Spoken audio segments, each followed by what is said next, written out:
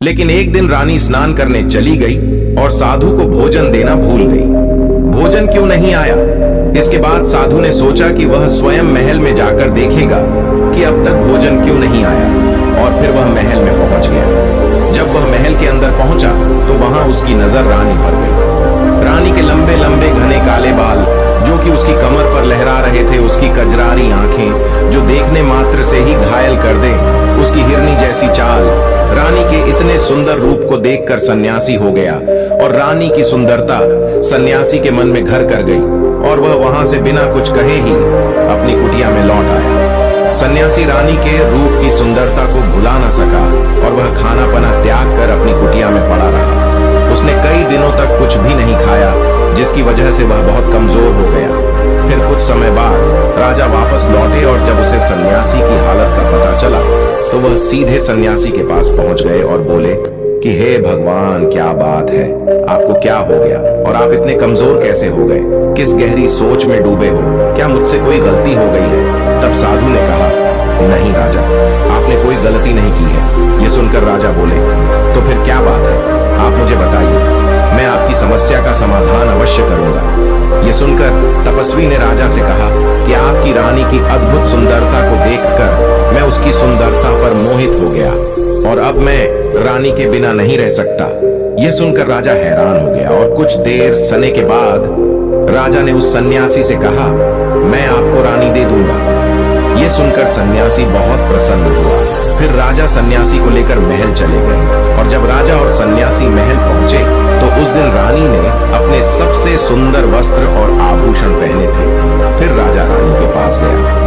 राजा ने रानी से कहा कि इस साधु की मदद करनी चाहिए, वह बहुत कमजोर स्थिति में जा चुके हैं और मैं नहीं चाहता कि एक बुद्धिमान व्यक्ति की हत्या का कलंक मेरे सिर पर लगे। राजा की यह बात सुनकर रानी ने राजा से पूछा कि आखिर इन सन्यासी के इस दुख का कारण क्या है।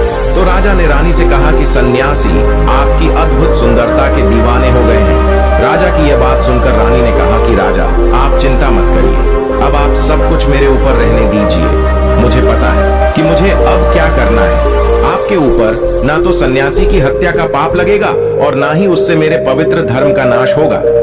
रानी की यह बात सुनकर राजा ने रानी को सन्यासी को सौंप दिया। उसके बाद सन्यासी रानी को लेकर कुटिया पर पहुंचे। जब रानी सन्यासी की कुटिया पर पहुंची, रानी ने सन्यासी से कहा कि हमें रहने के लिए घर चाहिए, हम इस झोपड़ी में नहीं रह सकते। यह सुनकर सन्यासी राजा के पास गया और राजा से जाकर बोला कि हे राजा, हमें रहने के लिए घर चाहिए। सन्यासी की बात सुनकर राजा ने उनके लिए घर का प्रबंध कर दिया।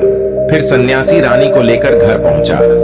जब रानी सन्यासी के साथ उसके घर पर पहुंची तो रानी ने सन्यासी से कहा कि यह घर तो बहुत गंदा है और इसकी हालत बहुत खराब है, मैं इस घर नहीं रह सकती। यह सुनकर सन्यासी फिर से राजा के पास गया और राजा के पास जाकर बोला, हे राजा, जो आपने हमें घर दिया है उस घर की हालत बहुत खराब है। सन्यासी की बात सुनकर राजा ने उसे घर की हालत ठीक करवा दी।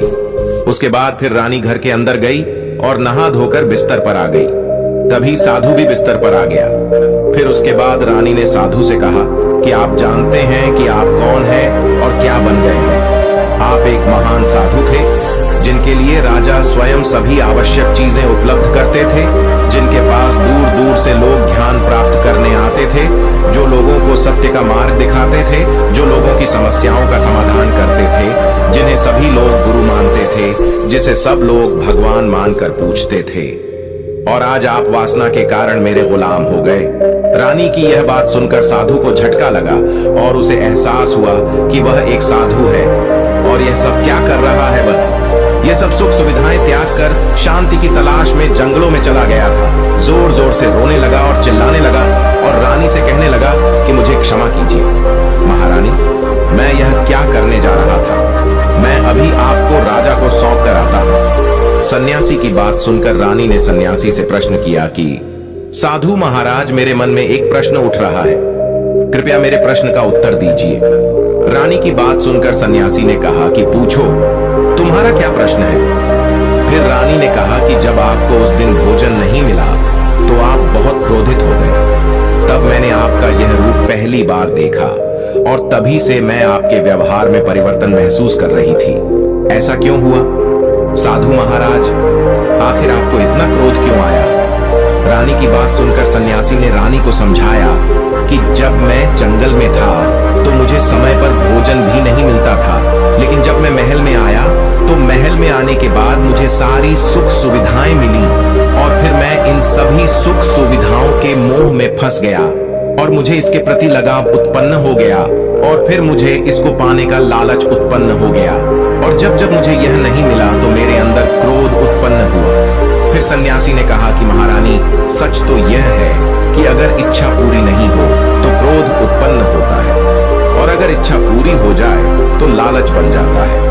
फिर सन्यासी ने रानी से कहा, यह इच्छा की पूर्ति ही मुझे वासना के द्वार तक लेकर आई है और मैं आपके प्रति आकर्षित हो गया।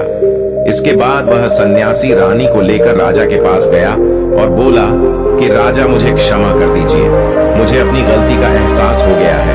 ये लो आपकी रानी, मुझे यह सब नहीं चाहिए। मैं अपनी इच्छा के वशीभूत होकर यह गलत कार्य करने जा रहा था और अपने जीवन को बर्बाद कर रहा था, लेकिन अब मुझे सब कुछ समझ आ गया है। उसके बाद उस सन्यासी ने कहा कि हे राजा, मनुष्य की बर्बादी का कारण उसकी 4 आदतें बनती है और दुनिया की हर एक व्यक्ति के अंदर यह 4 अवगुण होते हैं, लेकिन जो व्यक्ति इन पर नियंत्रण कर लेता है वह दुख और परेशानियों से बच जाता है। वही जो व्यक्ति इन चारों दोषों पर नियंत्रण नहीं कर पाता है वह बर्बाद होने के कगार पर पहुंच जाता है। यह सुनकर राजा ने कहा कि महाराज, आप मुझे वह 4 आदतें बताइए जिससे कि मनुष्य की बर्बादी हो जाती है। फिर सन्यासी ने राजा को मनुष्य को बर्बाद करने वाली आदतों के बारे में बताया कि हे राजा, मनुष्य को बर्बाद करने वाली पहली आदत है इच्छा, क्योंकि इच्छा ही दुनिया की हर एक व्यक्ति के अंदर सबसे पहला अवगुण होता है और जो व्यक्ति अपनी इच्छाओं को नियंत्रण में नहीं रख पाता है वह जीवन के किसी भी क्षेत्र में सफल नहीं हो पाता है, क्योंकि जैसे ही उसकी एक इच्छा पूरी होती है वह दूसरी की ओर जाने लगता है और दूसरी पूरी हो गई है तो तीसरी इच्छा उसके मन में जागृत हो जाती है और फिर ऐसे करते करते इच्छाओं पर नियंत्रण न होने के कारण किसी जाल में उलझा रहता है और दुखी रहता है। इसीलिए राजा, जब हम इच्छाओं पर नियंत्रण पा लेते हैं तो हम हमारे मन पर भी नियंत्रण पा लेते हैं और जब हमारा मन हमारे वश में होता है तो हमें सुख की प्राप्ति होती है। फिर जो हम चाहते हैं वही हमारे साथ होता है। फिर सन्यासी कहता है कि हे राजा, मनुष्य को बर्बाद करने वाली दूसरी आदत है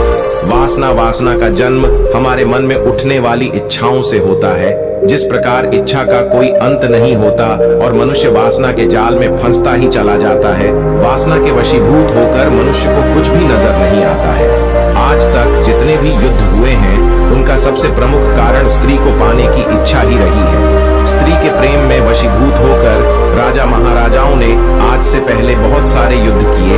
रावण भी संसार का सबसे बुद्धिमान व्यक्ति था, लेकिन उसने भी माता सीता की सुंदरता की जाल में फंसकर अपना सब कुछ बर्बाद कर लिया। उसकी मृत्यु का कारण एक स्त्री ही बनी। कई राजा महाराजा तो युद्ध में इसलिए हार गए क्योंकि वह लोग स्त्रियों से रासलीला रचने में ही रह गए। ईश्वर ने तो स्त्री की उत्पत्ति इस संसार को बढ़ाने के लिए की है, लेकिन आजकल लोगों ने इसे अपनी वासना का शिकार बना लिया है, अपने मनोरंजन का साधन समझने लगे हैं और जब उन्हें अपना यह मनोरंजन नहीं मिलता तो वह पागल हो जाते हैं और ना जाने क्या क्या कर बैठते हैं। इसीलिए हे राजा, जितना हो सके उतना वासना से दूर रहना चाहिए।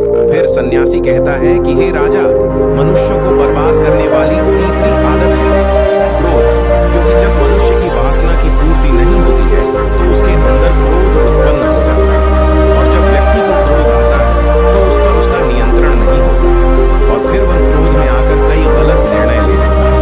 वह दूसरों को भला बुरा कह देता है, निकाल देता है और जब उनका क्रोध शांत होता है तो उन्हें अपनी गलती का एहसास हो जाता है, लेकिन तब तक तो सब कुछ बर्बाद हो चुका होता है।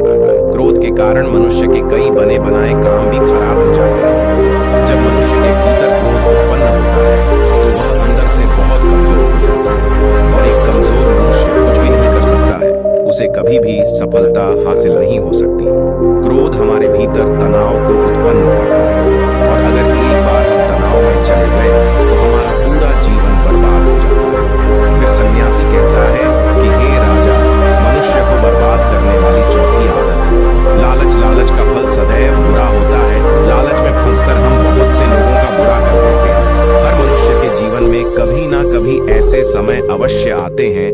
वह लालच कर बैठता है और अधिक पाने की लालसा में वह कुछ ऐसा कर बैठता है जिससे जो उसके पास था वह उसे भी गंवा देता है, क्योंकि जैसे ही व्यक्ति की एक इच्छा पूरी होती है उसका लालच अधिक हो जाता है और उसके मन में और कई जन्म लेने लगती है। जो व्यक्ति लालच करता है वह कामयाबी से कोसों दूर रहता है, क्योंकि एक न एक दिन लालच का दुश्मन सामने आता ही है।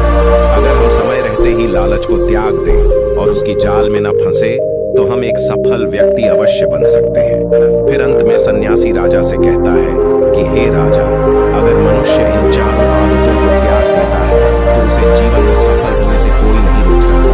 जो इन आदतों को नहीं त्याग है उसे जीवन में बर्बाद होने से कोई रोक नहीं सकता। मैं एक सन्यासी होकर इसकी जाल में फंस गया था, तो सामान्य मनुष्य तो इससे बच नहीं सकता। इसीलिए हे राजा, मनुष्य को इन आदतों से हमेशा बचना चाहिए। दोस्तों, उम्मीद है आपको यह कहानी जरूर पसंद आई होगी। अगर पसंद आई हो तो हमारे इस वीडियो को लाइक, शेयर और अनजाना पद चैनल को सब्सक्राइब जरूर करें। साथ ही